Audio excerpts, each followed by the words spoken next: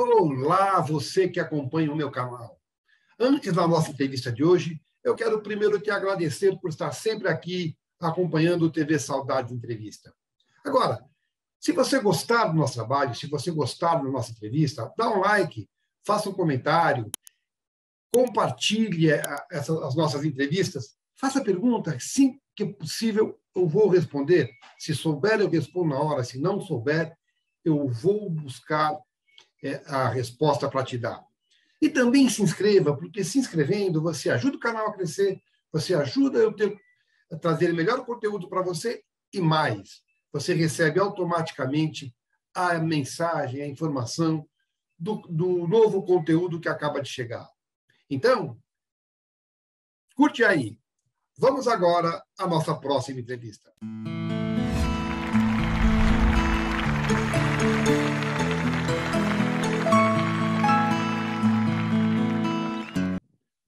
Olá, apaixonados por televisão. TV Saudades de hoje tem a grata satisfação de receber um ator que tem um significativo trabalho na televisão brasileira, com dublagem, com cinema. Vamos conversar com ele sobre a carreira dele e sobre dramaturgia de uma forma geral. Falo com Mário Cardoso. Mário, muito obrigado por você ter aceitado nosso convite. Seja muito bem-vindo. Muito obrigado, eu que agradeço por essa oportunidade de poder falar contigo. Há muito tempo que eu não fazia isso, então é uma grande satisfação estar contigo no TV Saudades Entrevista. Mário, eu sempre gosto de perguntar, de começar as minhas entrevistas do começo. Você nasceu em Portugal, né? Você é filho de pai português e mãe... A tua mãe é brasileira? A mãe é brasileira. O pai já é falecido, mas era português. Eu nasci em Lisboa. Eles se conheceram aqui, foram para Portugal, ficaram um tempo. E aí a pequena história é esta. 6 meses depois eu nasci. Quer dizer, um tempo depois eu nasci e 6 meses depois voltaram para o Brasil. Quer dizer, eu vim de lá por 6 meses, vim de colo. Então você só nasceu em Portugal, né? Lá. Nasci em Portugal, mas fui registrado como português. Quando eu fui tirar a carteira de identidade, é que eu optei pela nacionalidade brasileira. Então, eu sou natural do Brasil com nacionalidade... natural de Portugal com nacionalidade brasileira. É o que se chama de luso brasileiro? Praticamente, quer dizer, eu tenho os mesmos direitos, eu tenho a carteira de identidade e uma nova certidão como nascido no Brasil. Mas a naturalidade permanece portuguesa. Perfeito, entendeu? Perfeito. Me diz uma coisa, Mário. De nacionalidade. Quando foi, então, aqui no Brasil, que o pequeno Mário, o Marinho, se interessou por esse universo das artes e qual o caminho que você percorreu para se tornar um ator? Olha, eu confesso a você que em pequeno eu não tinha a mínima chance de pensar nisso. Eu era bem tímido e, logicamente, pai, mãe, tudo que me cercava não tinha nada a ver com o universo da arte. Quer dizer, de uma certa forma, um outro tipo de arte. O meu pai sempre trabalhou com joias e meus avós eram ourives, quer dizer, a arte aí da ourivesaria. Mas eu realmente não estava cercado por ninguém, nenhuma influência artística, né? Tentaram algumas vezes no colégio, em jardim de infância, primário, depois ginásio, fazer coisinhas de teatrinho, não sei o quê. Eu estava sempre pulando fora. Ficava sempre lá no fundo, nunca era o primeiro, quer dizer, eu não queria aparecer. Então, isso realmente não fez efeito.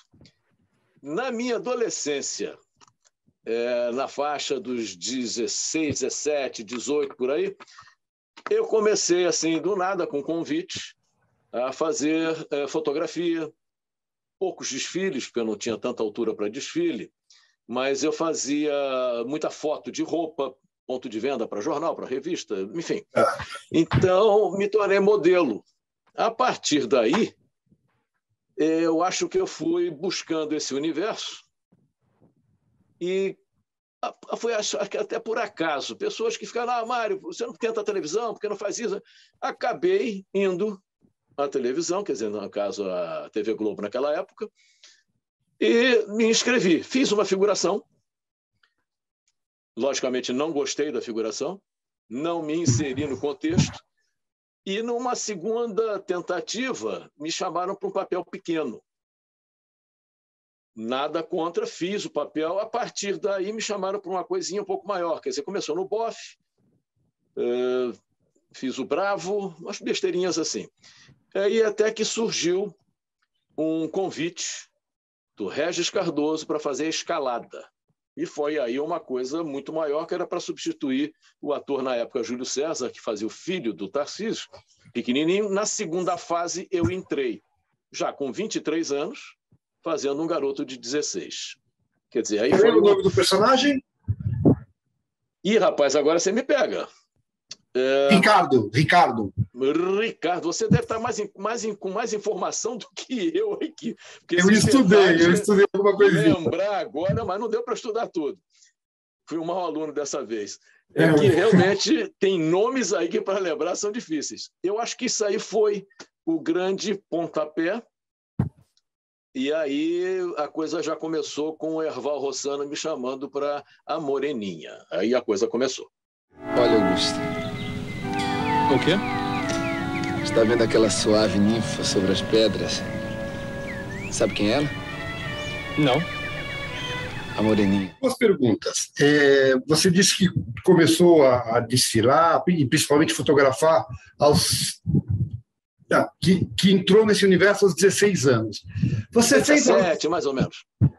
Você exerceu alguma atividade antes? E a tua família era de origem classe alta, classe média?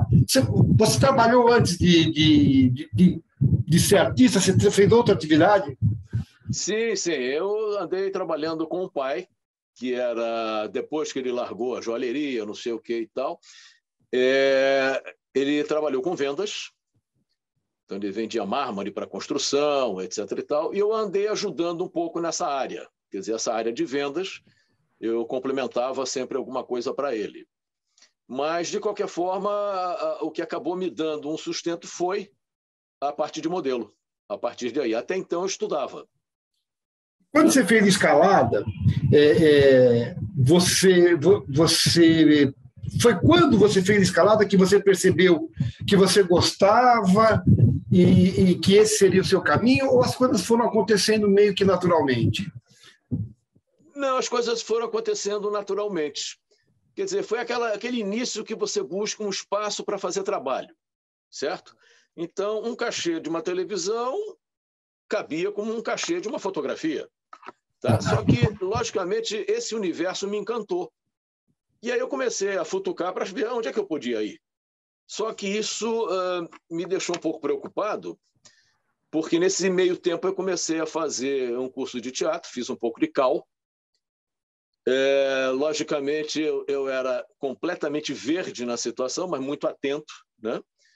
E aprendi muito fazendo.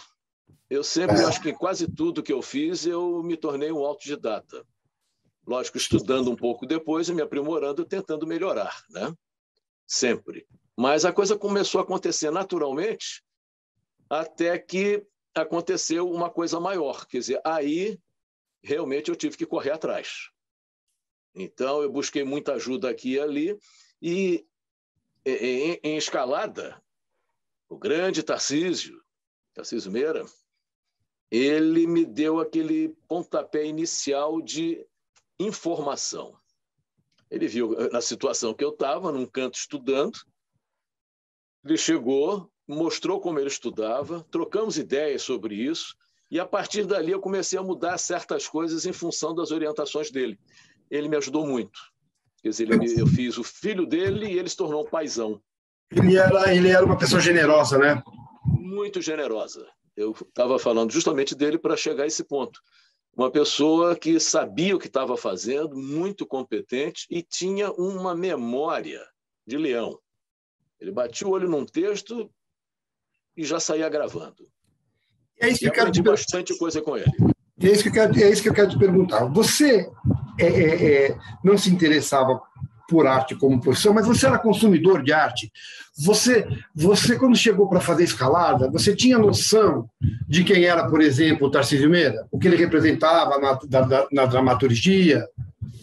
Sim, sim, de uma certa forma, sim, da maioria daquela época, porque eu via a televisão, via um pouco de novela, né? E estava sempre informado dos atores, porque nesse meio tempo andei fazendo muita fotonovela. Antigamente você tinha aquela fotonovela da extinta Manchete, aquela fotonovela que veio da Itália, né? Então a gente teve diversos diretores e fotógrafos italianos para poder desenvolver essa fotonovela aqui. E na fotonovela eu encontrei muita gente do meio, quer dizer, os artistas já consagrados fazendo também, entendeu? Então eu já tinha um contato prévio pela fotonovela.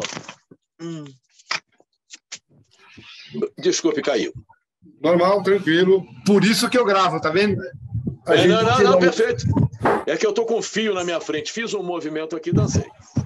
Então, é isso que então não te deu, assim, como você já tinha trabalhado com muitos atores em fotonovela, atores que você via em TV, não foi nenhuma dificuldade o fato de estar trabalhando com essas figuras. Eu lembro que Escalada tinha Tarcísio Meira, Escalada tinha Milton Moraes, Escalada tinha grandes figuras. Suzana Vieira fez a minha mãe.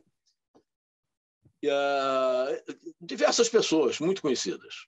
Tá. Então, realmente, e só fera, hein? Na época era só fera. Todos eles eram muito bons. Só eu. Foi uma novela de bastante sucesso, né? Mas, por exemplo, você estava acostumado com fotografia, eventualmente desfile. Ainda que televisão seja câmera, é uma linguagem completamente diferente. Você teve dificuldade?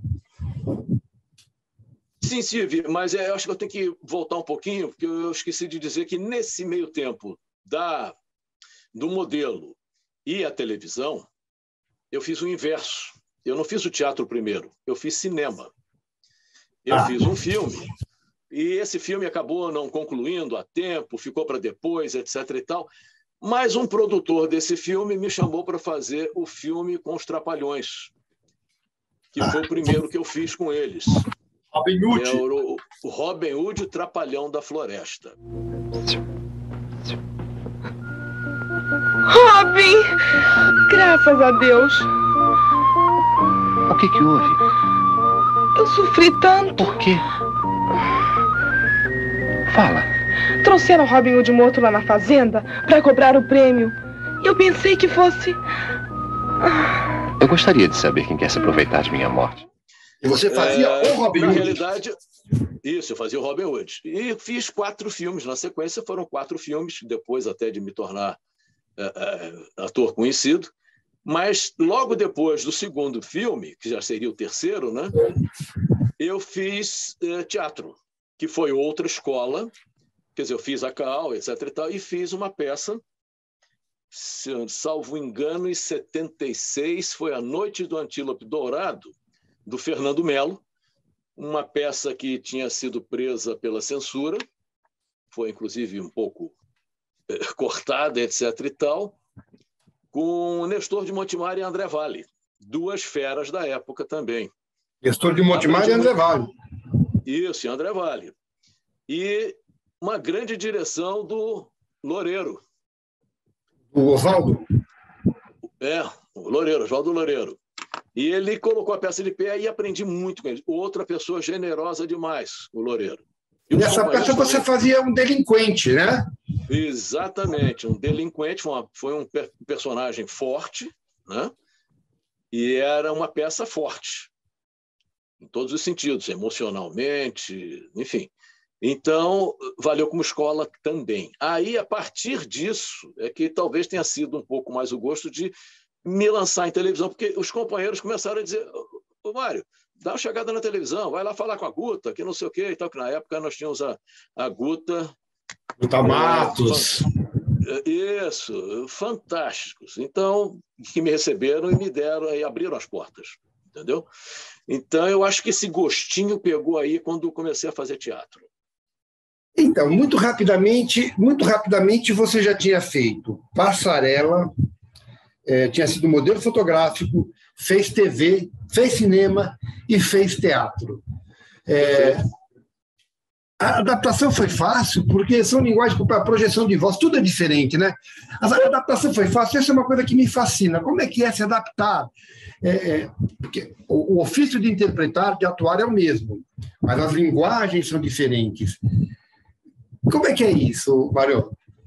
Olha, eu confesso que isso não tem uma regra específica, pelo menos não para mim, porque se eu tivesse me preparado antes, pelo menos teoricamente, eu teria que juntar a prática e me adaptaria talvez mais facilmente. Mas eu não sei se eu tenho um poder de adaptação maior, acredito que sim, porque a vida me ensinou isso até aqui, e eu vivo me adaptando e readaptando até hoje, e aprendendo sempre, então eu prestava muita atenção. Então, todo profissional que estava do meu lado, que me trazia alguma coisa, e eu acho que eu dei sorte de encontrar pessoas generosas que traziam coisas verdadeiras, não para derrubar, né? E eu acho que eu fui feliz nisso. Então, toda a troca que eu tive em relação ao trabalho foi só benéfica e de aprendizado. Então, eu acho que eu aproveitei isto. Então, na realidade, a minha formação foi na prática, na pancada, errando, fazendo certo. É um ensaio e erro, né? Eu acho que eu entrei por aí e fui, logicamente, lendo Stanislavski na época, fazendo a Cal, fazendo teatro. Então, com isso tudo, você vai se adaptando. E eu consegui fazer isso. E, logicamente, quando eu entrei na televisão, eu entrei com voz de teatro, que eu já estava com a voz lá para a última fila, né? Você já domina o campo do teatral, você já emite mais, etc. e tal. Aí o pessoal, não, aqui tem um microfone, você tem que fazer tudo para baixo. Quer dizer, a informação completamente ao contrário. Quer dizer, eu fui me adaptando e logicamente, eles foram me dirigindo. E nessa direção eu fui aprendendo.